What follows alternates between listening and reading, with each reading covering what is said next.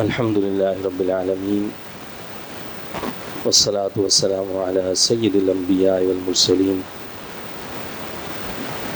اللہم انی اعوذ بک من ان اشرک بک شیئا وانا اعلم به واستغفرک لما لا اعلم به اشہد ان لا الہ الا اللہ وحدہ لا شریک لہ واشہد ان محمدا عبدہ ورسولہ رب یسر ولا تعسر وتمم بالخیر وبک نستعین رب اشرح لی صدری ویسر لی امری واحلل عقدۃ من لسانی یفقہوا قولی رب زدنی علما۔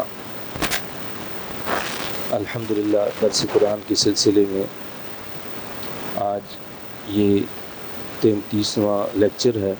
اس سے پہلے سورہ آل عمران کی آیت نمبر 164 تک درس دیا جا چکا ہے۔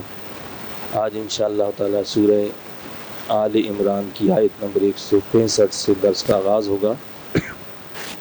اس میں اللہ رب العزت کا ارشاد پاک ہے، اعوذ باللہ من الشیطان الرجیم بسم اللہ الرحمن الرحیم اولما اصابتکم مصیبہ، کیا جب پہنچی تمہیں کچھ مصیبت، مصیبت قد اصبتم مثلیہا، حالانکہ تم پہنچا چکی ہو دشمن کو اس سے دگنی، قلتم انا ھذا، تو تم کہہ اٹھے کہاں سے آ پڑی یہ مصیبت۔ تو چونکہ غزوہ احد کا ذکر ہو رہا تھا تو اسی سلسلے میں یہ جو آیت شروع ہو رہی ہے اس میں بھی غزوہ احد کا ہی تذکرہ ہے۔ اور جیسے کہ آپ کو بتایا کہ غزوہ احد کے اندر مسلمانوں کی کامیابی جو تھی وہ ان کی ذرا سی خطا کی وجہ سے شکست میں تبدیل ہوگی اور بھاری نقصان اٹھانا پڑا اہل ایمان کو، مسلمانوں کو۔ تو اب بعض مسلمان جو تھے وہ بڑے رنجیدہ تھے اور ان کا ذہن میں یہ بات تھی کہ اللہ کے نبی صلی اللہ علیہ وسلم ہمارے درمیان موجود ہیں تو ہمیں تو کبھی شکست ہو ہی نہیں سکتی ہے، تو پھر آخر ہمیں شکست کیوں ہوئی۔ تو اس طرح کے سوالات اور اس طرح کی باتیں جو ذہن میں تھیں، تو اسی حوالے سے یہاں اللہ نے بتایا، اللہ نے فرمایا کہ کیا جب پہنچی تھی تمہیں کچھ مصیبت، حالانکہ تم پہنچا چکے دشمن کو اس سے دگنی، تو تم کیا اٹھے کہاں سے آ پڑی یہ مصیبت، یعنی اب یہ مصیبت ہمیں کیوں آئی ہے، حالانکہ اس سے دگنی مصیبت اور ان سے دگنا نقصان جو تم دشمن کا کر چکے ہو غزوہ بدر میں، جیسے کہ اس کی تفصیل بتائی تھی۔ تو غزوہ بدر میں تم نے زیادہ ان کو تکلیف پہنچائی ہے، ان سے کم تکلیف تمہیں ملی ہے۔ تو اب جو یہ کہہ رہے ہو کہ یہ تکلیف ہم پر کیسے آ پہنچی، قل ھو من عند انفسکم، فرمائیے یہ تمہاری طرف سے ہی آئی ہے۔ اس میں تو کوئی شک نہیں ہے کہ اللہ کے نبی صلی اللہ علیہ وسلم تمہارے درمیان ہیں، لیکن اس مصیبت اور اس تکلیف کی اصل وجہ یہ ہے کہ تم خود ہو، یعنی تمہاری وہ خطا ہے جس نے اس ساری کامیابی کو شکست میں تبدیل کر دیا، اس ساری فتح کا جو نقشہ تھا اس کو پلٹ دیا۔ اگر تم میرے نبی، میرے حبیب علیہ الصلوۃ والسلام کے حکم کی تعمیل کرتے رہتے تو یہ نقصان نہ اٹھانا پڑتا اور جنگ کی کایا اس طرح نہ پلٹ جاتی۔ ان اللہ علی کل شیء قدیر، بے شک اللہ تعالی ہر چیز پر قادر ہے۔ وما اصابکم یوم التقى الجمعان، اور وہ مصیبت جو پہنچی تھی تمہیں اس روز جب مقابلے کو نکلے تھے، یوم التقى الجمعان فبإذن اللہ، جب مقابلے کو نکلے تھے دونوں لشکر تو وہ اللہ کے حکم سے پہنچی تھی۔ وَلِيَعْلَمَ الْمُؤْمِنِينَ، اور مقصد یہ تھا کہ دیکھ لے اللہ تعالیٰ مومنوں کو، وَلِيَعْلَمَ الَّذِينَ نَافَقُوا، اور دیکھ لے جو نفاق کرتے تھے۔ تو یہاں اللہ تعالیٰ نے بتایا ہے کہ یہ جو آزمائش اور مصیبت اور تکلیف پہنچی ہے، اس کا ایک مقصد جو تھا یعنی کھوٹے اور جو کھرا ہے اس کو واضح بھی کرنا مقصود تھا، مومن اور منافق کی تمیز کرنا بھی مقصود تھی۔ تو کیا فرمایا کہ وہ جو تکلیف پہنچی وہ اللہ کے حکم سے پہنچی، اور مقصد یہ تھا کہ دیکھ لے اللہ تعالیٰ مومنوں کو اور دیکھ لے جو نفاق کرتے تھے، یعنی کون سچا مومن ہے، مخلص مومن ہے، اور کون جو منافق ہے۔ وہ تو ظاہر بات ہے تکلیف آزمائش میں ہی یہ ساری چیزیں کھل کر آتی ہیں۔ وَقِيلَ لَهُمْ تَعَالَوْا قَاتِلُوا فِي سَبِيلِ اللَّهِ أَوِ ادْفَعُوا، اور کہا گیا ان سے آؤ لڑو اللہ کی راہ میں یا بچاؤ کرو اپنے شہر کا۔ منافقین سے جب یہ کہا کہ بھئی اللہ کی راہ میں لڑو تو انہوں نے تو انکار کر دیا کہ نہیں جی یہ تو خودکشی ہے، اتنے لوگوں کے سامنے جا کر ہم کیسے لڑیں، تو ہم نہیں جائیں گے۔ تو ان کو کہا کہ چلو اللہ کی راہ میں نہیں لڑتے، آخر مدینہ طیبہ میں تم بھی رہتے ہو، وطن کے دفاع کے لیے تو لڑو۔ تو کیا فرمایا کہ جب ان کو کہا گیا کہ اللہ کی راہ میں لڑو یا بچاؤ کرو اپنے شہر کا، قالوا لو نعلم قتالا لاتبعناکم، بولے اگر ہم جانتے کہ جنگ ہوگی تو ہم ضرور تمہاری پیروی کرتے۔ ہم للکفر یومئذ اقرب منہم للایمان، وہ کفر سے اس روز زیادہ قریب تھے بنسبت ایمان کے۔ یقولون بافواہہم ما لیس فی قلوبہم، کہتے ہیں اپنے منہ سے ایسی باتیں جو نہیں ہیں ان کے دلوں میں۔ تو اللہ نے ان کے دل کی باتوں کو کھول کر رکھ دیا۔ یہ جو کہہ رہے ہیں کہ جی ہمیں پتہ ہوتا تو اس طرح لڑائی ہوگی تو ہم تو آپ کے ساتھ جاتے اور یہ کرتے اور وہ کرتے، کیا فرمایا اللہ نے، اس دن وہ ایمان کے مقابلے میں کفر سے زیادہ قریب تھے، اور وہ اپنے منہ سے ایسی باتیں کہہ رہے تھے جو ان کے دل میں نہیں تھی۔ واللہ اعلم بما یکتمون، اور اللہ تعالیٰ خوب جانتا ہے جسے وہ چھپاتے ہیں۔ الذين قالوا لإخوانهم وقعدوا لو أطاعونا ما قتلوا، جنہوں نے کہا اپنے بھائیوں کے بارے میں حالانکہ وہ خود گھر بیٹھے تھے کہ اگر وہ ہمارا کہا مانتے تو نہ مارے جاتے۔ منافق کہنے لگے بھائی ہماری بات ماننی ہوتی اور مدینہ طیبہ سے نہ نکلے ہوتے اور اندر رہ کے لڑتے تو آج مارے نہ جاتے۔ قل فادرؤوا عن انفسکم الموت ان کنتم صادقین، آپ فرمائیے ذرا دور تو کر دکھاؤ اپنے آپ سے موت کو اگر تم سچے ہو۔ کیا فرمایا اللہ نے، آپ ان سے کہہ دیں کہ اگر تم یہ سمجھتے ہو کہ اگر مدینہ طیبہ کے اندر ہوتے تو نہ مارے جاتے تو چلو تم تو مدینہ طیبہ کے اندر ہو نا، جب تمہاری موت آئے گی تو اپنی موت کو ٹال کر دکھا دینا۔ تو موت تو اللہ کے اختیار میں، وہ جس کو چاہتا ہے جب چاہتا ہے موت دے دیتا ہے۔ وَلَا تَحْسَبَنَّ الَّذِينَ قُتِلُوا فِي سَبِيلِ اللَّهِ أَمْوَاتًا، اور ہرگز یہ خیال نہ کرو کہ وہ جو قتل کیے گئے ہیں اللہ کی راہ میں وہ مردہ ہے۔ یہاں اللہ تعالیٰ نے، آپ اندازہ کریں کیا فرمایا، وَلَا تَحْسَبَنَّ، خیال گمان کرنا، فرمایا کہ خیال اور گمان بھی نہیں کرنا کہ جو اللہ کی راہ میں شہید ہوا ہے وہ مردہ ہے، اس کو مردہ گمان بھی نہ کرو۔ یعنی اگر کوئی شہید کو مردہ گمان بھی کرتا ہے تو وہ گناہگار ہے، اور یہ آپ کو پتہ ہے کہ شہید کا درجہ جو ہے وہ نبیوں کے بعد کہاں ہے، النبیین والصدیقین والشہداء، تیسرا نمبر ہے۔ پہلا نمبر نبیین کا، پھر صدیقین کا، پھر شہداء کا۔ جب شہداء کا یہ مقام ہے کہ اللہ فرماتا ہے کہ ان کو مردہ گمان بھی نہ کرو، تو پھر صدیقین اور نبیین کا مقام کتنا بلند ہو۔ تو فرمایا کہ ان کو مردہ گمان بھی نہ کرو، بل احیاء، بلکہ وہ زندہ ہیں، عند ربہم یرزقون، صرف زندہ نہیں بلکہ رب کے پاس رزق دیے جاتے ہیں۔ اللہ تعالیٰ واضح طور پر اپنے کلام مجید میں یہ فرما رہا ہے کہ وہ صرف زندہ ہی نہیں ہے بلکہ ان کو رزق بھی دیا جاتا ہے۔ فرحین بما آتاہم اللہ من فضلہ، شاد ہیں ان نعمتوں سے جو عنایت فرمائی انہیں اللہ نے اپنے فضل و کرم سے، وہ بڑے خوش ہیں، وہ خوشی منا رہے ہیں ان نعمتوں پر جو اللہ نے ان کو عطا کی ہیں اپنے فضل سے۔ وَيَسْتَبْشِرُونَ بِالَّذِينَ لَمْ يَلْحَقُوا بِهِم مِّن خَلْفِهِمْ، اور خوش ہو رہے ہیں بسبب ان لوگوں کے جو ابھی تک نہیں آ ملے ان سے، ان کے پیچھے رہ جانے والوں سے۔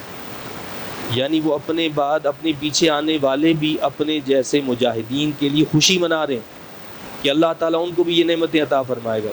وہ اپنے پیچھوں والوں کے پیچھے والے جو ان کے حالات کو بھی جانتے ہیں کہ جی یہ لوگ بھی آ کر اسی طرح شہادت کے درجے پر فائز ہوں گے اور ان کو بھی یہ نعمتیں اللہ عطا فرمائے گا۔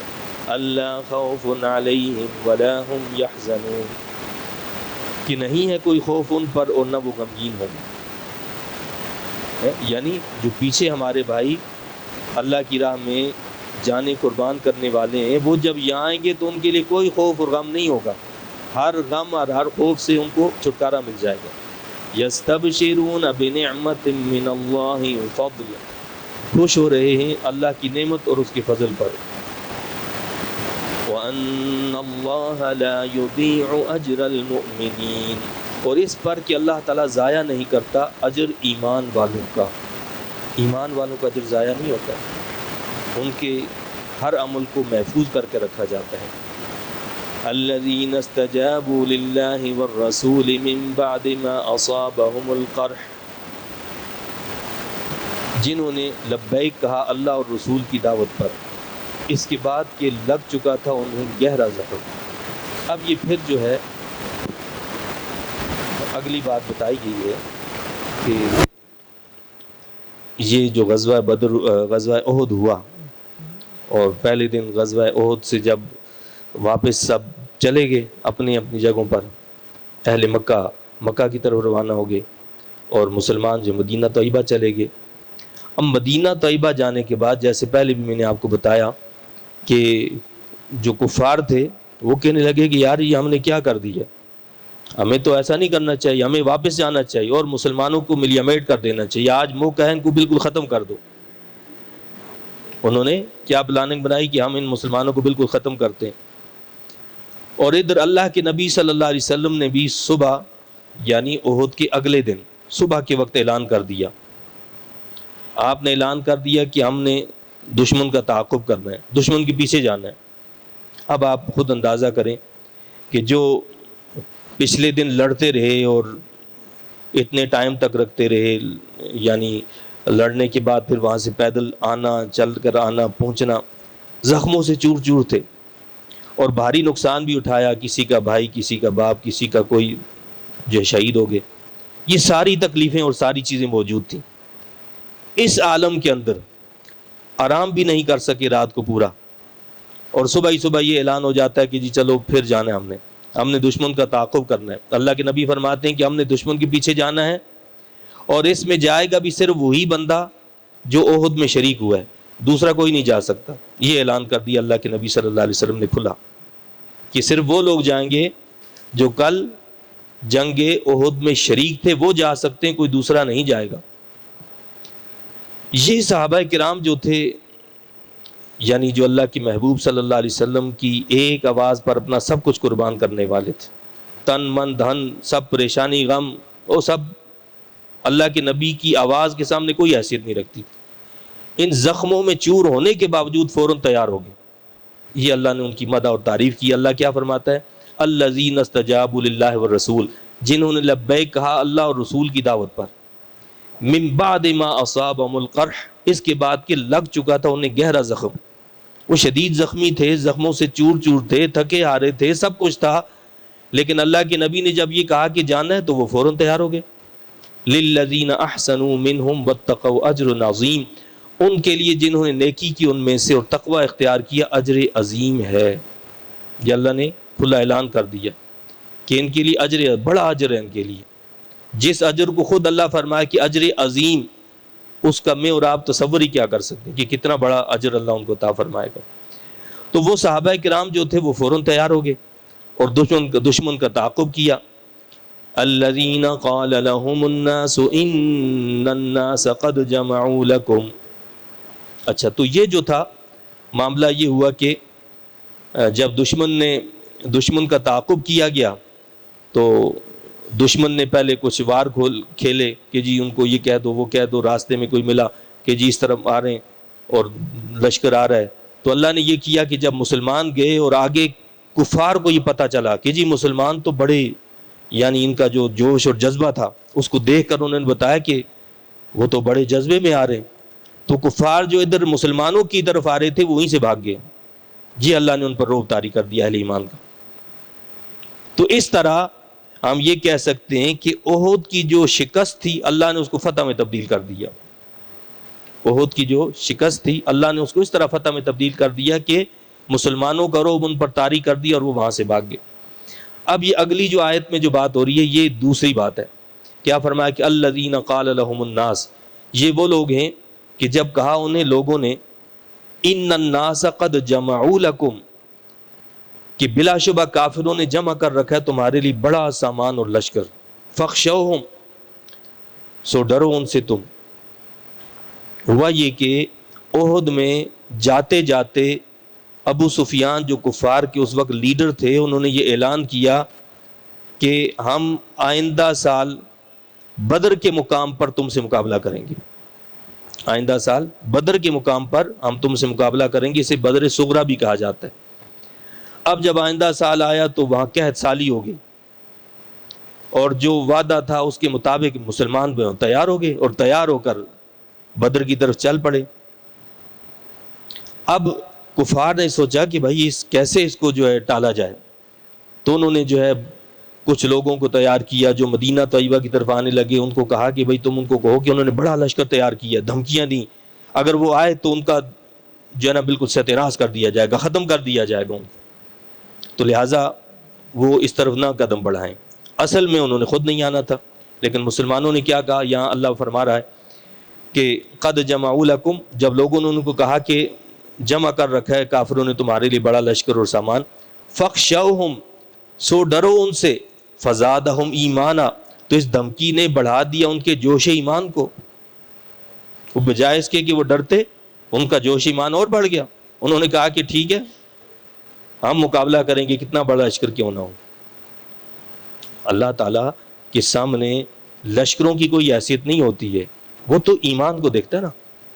آپ دیکھیں جو غزوہ تبوک تھا، وہاں کتنی بڑی تعداد تھی کفار کی، دشمن کی، اور ان کے مقابلے میں مسلمانوں کی تعداد کیا تھی، لیکن اللہ تعالیٰ نے اہل ایمان کو کامیابی عطا فرمائی۔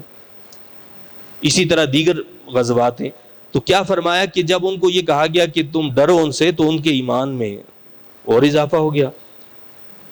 وقالوا حسبنا اللہ ونعم الوکیل، اور انہوں نے کہا کہ کافی ہمیں اللہ تعالیٰ، اور وہ بہترین کارساز ہے۔ انہوں نے کیا کہا، حسبنا اللہ ونعم الوکیل، ہمیں کسی لاؤ لشکر سے کوئی پرواہ نہیں ہے، ہم کسی سامان سے، کسی مادی طاقت سے، قوت سے نہیں ڈرتے، ہمارے لیے اللہ کافی اور بہترین کارساز ہے۔ فانقلبوا بنعمت من اللہ فضل لم یمسسہم سوء، اور توکل کا نتیجہ یہ نکلا کہ واپس آئے یہ لوگ اللہ کے انعام اور فضل کے ساتھ، نہ چھوا ان کو کسی برائی نے۔ واتبعوا رضوان اللہ، اور پیروی کرتے رہے رضا الہی کی۔ اب نتیجہ کیا یہ نکلا کہ مسلمان تو رکے نہیں، انہوں نے کہا کہ ہم تو جائیں گے، دشمن کا مقابلہ کریں گے، چاہے کتنا بڑا لشکر کیوں نہ ہو۔ یہ وہاں پہنچ گئے اور انتظار کرتے رہے، لیکن دشمن ڈر گیا اور وہ وہاں سے آیا ہی نہیں، وہ آئے ہی نہیں۔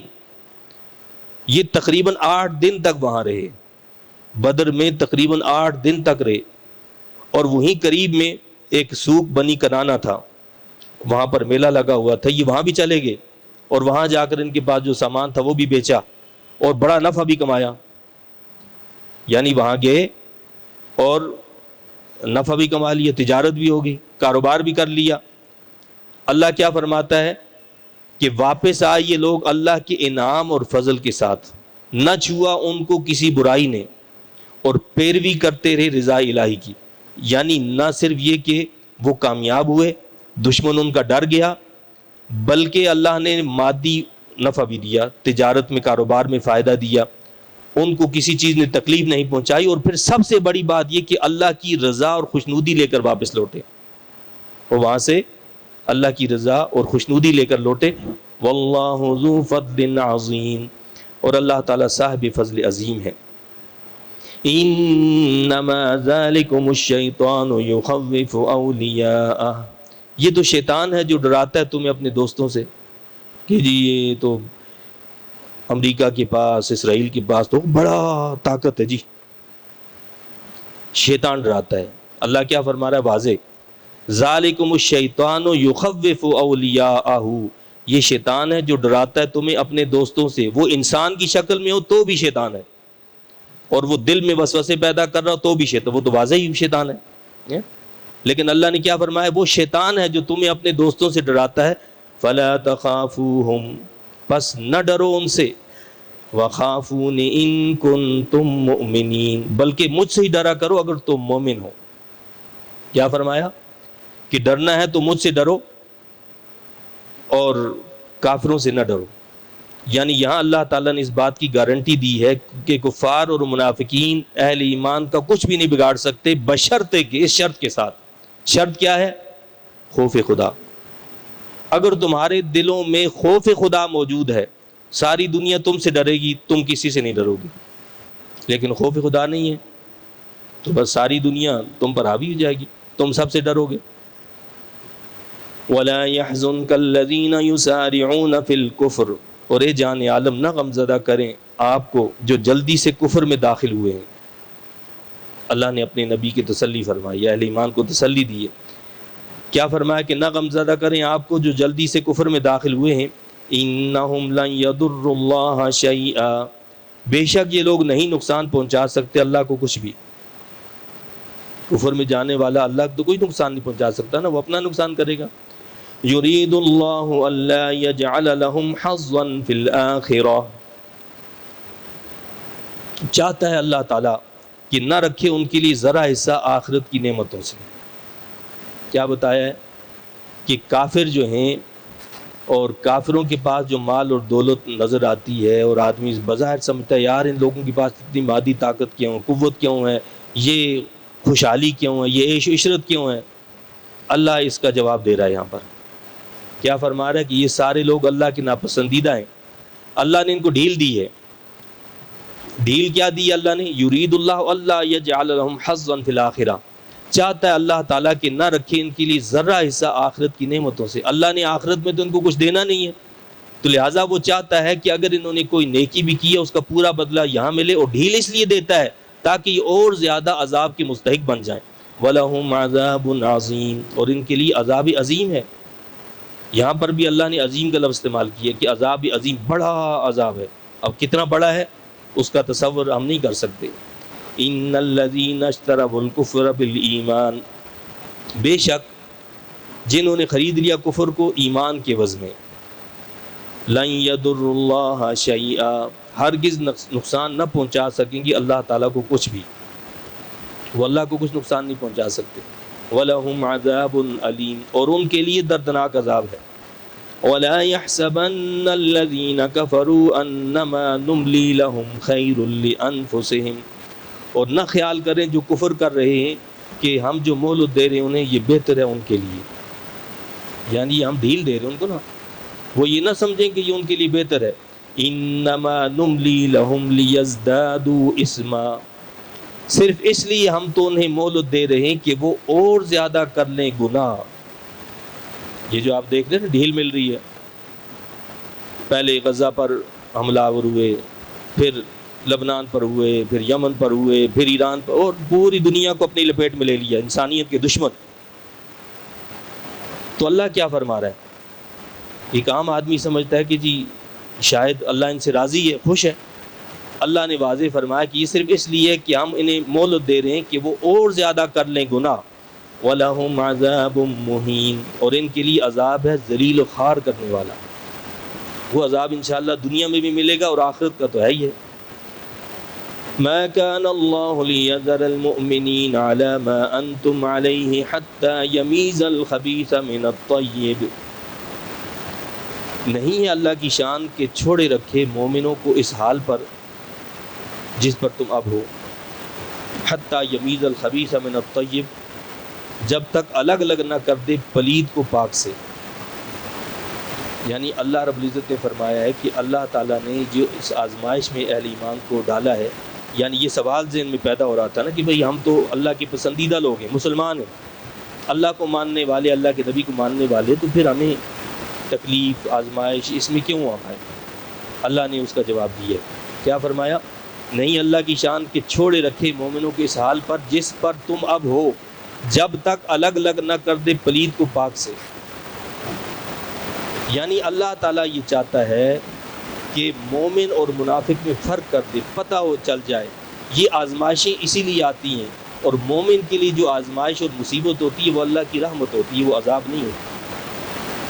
مومن کے لیے جو آزمائش ہوتی ہے، جو مصیبت ہوتی ہے، وہ کیا ہوتی ہے؟ اللہ کی رحمت ہوتی ہے کہ وہ اللہ کی طرف رجوع کرتا ہے، وہ توبہ کر لیتا ہے، وہ گناہوں سے جو ہے تائب ہو جاتا ہے۔ تو یہ اس لیے ہے کہ مومن اور کافر میں فرق ہو جائے۔ اور اللہ کے نبی صلی اللہ علیہ وسلم نے بھی ایک موقع پر فرمایا تھا، فرمایا کہ جو ہمیں یعنی جب روح پیدا کی گئی تو پوری امت کو مجھے دکھایا گیا، میں جانتا ہوں کہ کون مومن ہے اور کون کافر ہے۔ تو منافق جو ہیں وہ کہنے لگے کہ جی یہ دیکھو یہ باتیں کرتے ہیں کہ جی تو میں تو پیدائش سے جانتا ہوں، اور یہ ہمیں جانتے ہی نہیں، ہمارا پتہ ہی نہیں ہے کہ ہم مومن ہیں یا منافق ہیں، ہمیں تو پہچانتے نہیں، اور دعویٰ جو ہے کہ ہم۔ تو اللہ کے نبی صلی اللہ علیہ وسلم کو جب یہ خبر پہنچی تو اللہ کے نبی صلی اللہ علیہ وسلم ممبر پر تشریف فرما ہوئے، اور آپ نے فرمایا کہ لوگ میرے علم پر طعنہ کرتے ہیں، تو آج سے لے کر قیامت تک کی جو بات ہے مجھ سے پوچھ لو۔ تو اللہ کے نبی صلی اللہ علیہ وسلم کا چہرہ انور متغیر تھا اور غصے کے آثار تھے۔ تو ایک صحابی رضی اللہ تعالیٰ عنہ کھڑے ہوئے اور انہوں نے کہا کہ میرے باپ کا نام کیا ہے؟ تو اللہ کے نبی نے فرمایا کہ حذیفہ، عبداللہ بن حذیفہ۔ اور پھر اس طرح کے کئی سوالات ہوتے رہے۔ تو حضرت سید عمر فاروق رضی اللہ تعالیٰ عنہ نے جب یہ صورتحال دیکھی تو آپ اٹھ کھڑے ہوئے اور آپ نے عرض کی کہ یا رسول اللہ صلی اللہ علیہ وسلم، ہم آپ کے نبی ہونے پر، اللہ کے رب ہونے پر، اسلام کے دین ہونے پر راضی ہیں، مقصد یہ ہے کہ یہ جلال اور اس کے اندر جو بھی معاملات ہیں آپ نہ فرمائیں۔ تو اس وقت اللہ کے نبی صلی اللہ علیہ وسلم تشریف فرما ہوئے، اور پھر ایک موقع پر اللہ کے نبی صلی اللہ علیہ وسلم نے ایک منافق کا نام لے کر مسجد سے باہر نکال دیا کہ اے فلاں بن فلاں تم منافق ہو، تم مسجد سے باہر چلے جاؤ۔ تو یہاں اللہ نے بتایا ہے کہ اللہ تعالیٰ جب تک پاک اور پلید کو الگ نہ کر دے تو اسی حالت میں مکس خلط ملط تو نہیں چھوڑے گا۔ وَمَا كَانَ اللَّهُ لِيُطْلِعَكُمْ عَلَى الْغَيْبِ، اور نہیں اللہ کی شان کی آگاہ کرے تمہیں غیب پر۔ اب ایسا تو نہیں کہ اللہ تعالیٰ اپنی حکمت ہر ایک کو بتائے کہ سب کو پتہ چلے، میرے ذہن میں سوال پیدا ہو، دوسرے کے ذہن میں سوال، سب کو جواب دے دے اللہ تعالیٰ، ایسے نہیں ہے۔ اور نہیں اللہ کی شان کی آگاہ کرے تمہیں غیب پر۔ لِيُطْلِعَكُمْ عَلَى الْغَيْبِ وَلَكِنَّ اللَّهَ يَجْتَبِي مِن رُّسُلِهِ مَن يَشَاءُ، البتہ اللہ غیب کے علم کے لیے چن لیتا ہے اپنے رسولوں سے جسے چاہتا ہے۔ یعنی غیب کا علم ہر ایرے غیرے کو نہیں دیا جاتا، اللہ تعالیٰ اپنے نبیوں میں سے جس کو چاہتا ہے جتنا چاہتا ہے عطا فرماتا ہے۔ تو اس سے یہ بات بھی واضح ہوئی کہ اللہ تعالیٰ اپنے نبیوں کو علم عطا فرماتا ہے، غیب کا علم دیتا ہے، اور اللہ نے اپنے محبوب کریم صلی اللہ علیہ وسلم کا غیب کا علم دیا ہے۔ تو آپ نے فرمایا نا کہ بھائی ٹھیک ہے، مجھے قیامت تک کا کوئی بھی بات ہے مجھ سے پوچھو، میں تمہیں بتاؤں گا۔ اور پھر جس نے پوچھا کہ میرا باپ کون ہے، اس اصل کو تو کون جان سکتا ہے؟ اللہ جانتا ہے یا اس کی ماں جانتی ہے؟ اللہ کے نبی نے فرمایا کہ تمہارا باپ حذیفہ ہے، یعنی یہ مہر لگا دی کہ تم حلالی ہو۔ تو فرمایا کہ اللہ چن لیتا ہے اپنے رسولوں سے جسے چاہتا ہے۔ فآمنوا باللہ ورسولہ، سو ایمان لاؤ اللہ پر اور اس کے رسولوں پر۔ وَإِن تُؤْمِنُوا وَتَتَّقُوا فَلَكُمْ أَجْرٌ عَظِيمٌ، اور اگر تم ایمان لے آئے اور تقوی اختیار کیا تو تمہارے لیے اجر عظیم ہے۔ وَلَا يَحْسَبَنَّ الَّذِينَ يَبْخَلُونَ بِمَا آتَاهُمُ اللَّهُ مِن فَضْلِهِ، اور ہرگز نہ گمان کریں جو بخل کرتے ہیں اس میں سے جو دے رکھا انہیں اللہ تعالیٰ نے اپنے فضل و کرم سے۔ آتاہم اللہ من فضلہ ہوا خیر لہم، کہ یہ بخل بہتر ہے ان کے لیے، بل ہوا شر لہم، بلکہ یہ بخل بہت برا ہے ان کے لیے۔ بخل کی مذمت اللہ نے کی ہے کہ جس کو اللہ نے مال دیا ہے، دولت دی ہے، پیسہ دیا ہے، علم دیا ہے، یعنی بخل ضروری نہیں کہ مال و دولت میں ہی ہو، علم میں بھی بخل ہو سکتا ہے، ہنر میں بھی بخل ہو سکتا ہے۔ تو اللہ نے جس کو جو بھی نعمت دی ہے اس میں اگر وہ بخل کرتا ہے تو اس بخل کو وہ اپنے لیے بہتر نہ سمجھے۔ بخیلی اللہ کو ناپسند ہے، اس لیے کہ اللہ کے نبی صلی اللہ علیہ وسلم نے فرمایا، حدیث پاک کا مفہوم ہے کہ مکار، بخیل اور احسان جتلانے والا شخص جنت میں داخل نہیں ہو سکتا۔ 3 لوگوں کے نام لیے، مکر کرنے والا، بخیل آدمی اور احسان جتلانے والا۔ اب یہ بخل کیا ہے؟ انسان مال دولت جمع کرتا رہتا ہے، بعض اوقات اپنی ضرورتیں اپنے بیوی بچوں کی ضرورتوں کو بھی پورا نہیں کرتا، وہ مال اس کا یہیں رہ جاتا اور وہ دنیا سے چلا جاتا. اس مال سے نہ وہ خود فائدہ اٹھا سکتا ہے، غریبوں کو ضرورت مندوں کو فائدہ پہنچانا تو دور کی بات، اس کے گھر والے بھی اس سے فائدہ نہیں اٹھا سکتے، اور وہ پیچھے کا پیچھے اسی طرح دھرا کا دھرا رہ جاتا ہے. تو فرمایا کہ مکار اور بخیل اور احسان جتلانے والا شخص جو ہے وہ جنت میں داخل نہیں ہو سکتا. اور ایک موقع پر اللہ کے نبی نے فرمایا کہ سخی اللہ کے قریب ہوتا ہے. سخی جو ہوتا ہے سخاوت کرنے والا، اللہ کی راہ میں خرچ کرنے والا، اللہ کے قریب ہوتا ہے، جنت کے قریب ہوتا ہے، لوگوں سے بھی قریب ہوتا ہے اور جہنم سے دور ہوتا ہے. کیا فرمایا؟ یعنی 3 چیزیں آپ دیکھیں، اللہ سے قریب، جنت سے قریب، لوگوں سے قریب اور دوزخ سے دور. جبکہ اس کے برعکس بخیل کے بارے میں کیا فرمایا؟ فرمایا کہ بخیل اللہ سے دور ہوتا ہے، جنت سے بھی دور ہوتا ہے، لوگوں سے بھی دور ہوتا ہے اور جہنم کے قریب ہوتا ہے. تو یہ بخل کوئی اچھی چیز نہیں. یہ مال، یہ دولت، یہ علم، یہ ہنر، یہ سب اللہ کی عطا ہے، اس کو اللہ کی راہ میں خرچ کرنا چاہیے. جب اللہ کی راہ میں انسان کسی چیز کو خرچ کرتا ہے تو اللہ کی راہ میں خرچ کرنے سے وہ کم نہیں ہوتی بلکہ اس میں اضافہ ہوتا ہے. اللہ اس میں برکتیں دیتا ہے، اس میں رحمتیں نازل فرماتا ہے. تو کیا فرمایا کہ جو اس طرح کرتے ہیں یہ بخل ان کے لیے بہتر نہیں ہے بلکہ ان کے لیے بہت برا ہے. کیا ہوگا؟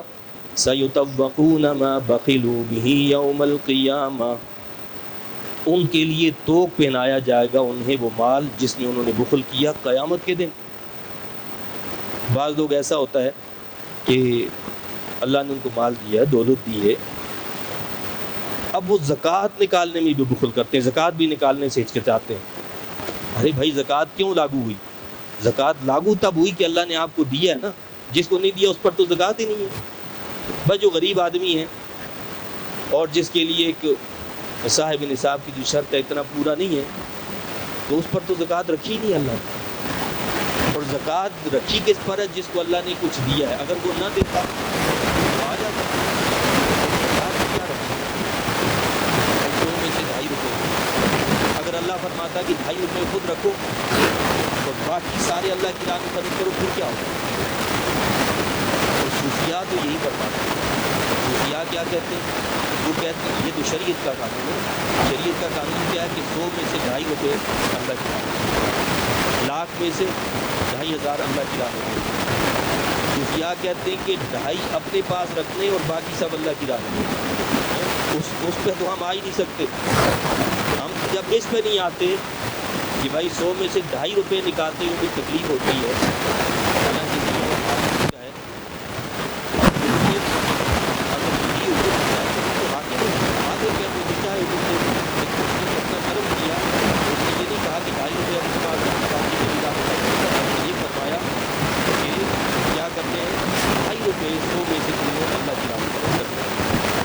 اب اس میں کوئی بخل کرے قیامت کے دن کیا ہوگا؟ حدیث شریف میں آتا ہے کہ جو زکوٰۃ ادا نہیں کرتا ہے، مال جمع کرتا رہتا ہے، اس مال کو قیامت کے دن سانپ بنا دیا جائے گا. یہ سانپ اس کے توق میں، گلے کے اندر توق بن جائے گا، گلے کا توق بن جائے گا اور اس کو ڈستا رہے گا کہ میں تمہارا مال ہوں، میں تمہارا خزانہ ہوں، میں تمہارا مال ہوں، ڈستا رہے گا.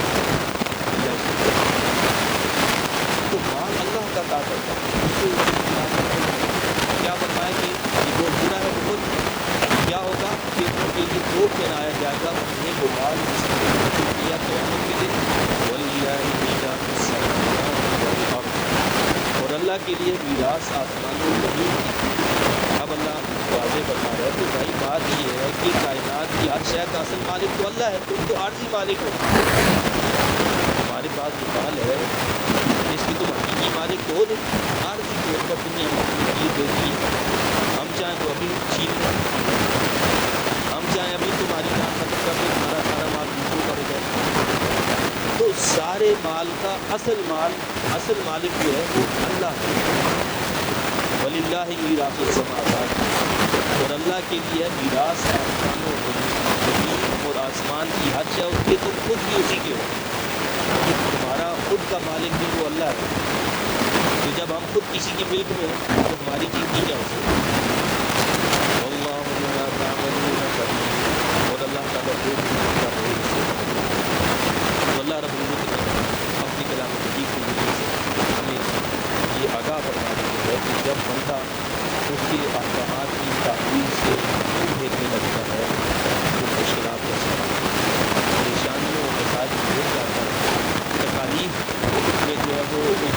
بیزار ہونے لگتا ہے تو اس کے لیے بہتری اسی میں ہے کہ وہ اپنے خالق کو کیونکہ جب انسان اپنے خالق و خالق کی تعمیل کرتا ہے تو اس کی دنیاوی چیزیں بھی خود صحیح ہوتی جاتی ہیں، اخروی چیزیں بھی خود صحیح ہیں، وہ تو نہیں کہتا دنیاوی معاملات بھی اس کے کھلجنے کی بجائے کھلجنے لگتے ہیں، کھلج جاتے ہیں، ٹھیک ہے۔ اللہ تعالیٰ کی آپ کو سب کے لیے صحیح بتا دیں اور اللہ تعالیٰ ہمارے حکمرانوں کو بھی صحیح دے، اس طرح کہ ہم نے قرآن کریم کی آیات میں پڑھا ہے، اللہ نے بتایا ہے کہ یہ کافر منافق یہ سارے پھر جائیں، سب مال اسباب جمع کر دیں، یہ تمہارا کچھ بگاڑ نہیں سکتا، کچھ بھی نہیں بگاڑ سکتا، بس شرط یہ ہے بلا تخافون وخافون، ان سے تم مت ڈرو، مجھ سے ڈرو، میرا ڈر میرا خوف اپنے دل میں پیدا کر دو، یہ تمہارا کچھ بھی نہیں بگاڑ سکتا۔ آج ان کے خوف و بگاڑ تو ہمارا دشمن جو ہے وہ جہاں چاہتا ہے وہ بناتا تو کرتا ہے، اور مسلمان خود بھی اس کے شکنجے میں آپ دیکھیں کہ ایران کے اوپر اگر حملہ ہوتا ہے ایک دشمن تو چاہیے تو یہ تھا کہ سارے مسلمان مل جاتے اور مل کر دشمن کو کہتے کہ ہم اپنا کوئی بھی اسٹیشن نہیں کرتے، اپنے اپنی جگہ دے رکھی ہے کہ جی ٹھیک ہے ہمارے بھائی کو مارو۔ یہ کوئی شیعہ سنی کی جنگ نہیں ہے، یہ کوئی شیعہ سنی نہیں ہے۔ بعض لوگ ہوتے ہیں نا فرقہ واریت پھیلانا، اصل مقصد کیا ہوتا ہے؟ مسلمانوں کی طاقت کو کمزور کرنا۔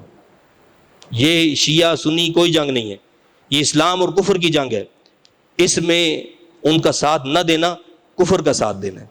اللہ تعالی ہمارے حکمرانوں کو بھی اور ہمیں بھی عقل سلیم عطا فرمائے اور ہمیں دشمن کے مقابلے میں متحد اور متفق ہونے کی توفیق عطا فرمائے۔ آمین۔ وآخر دعوانا الحمد للہ رب العالمین۔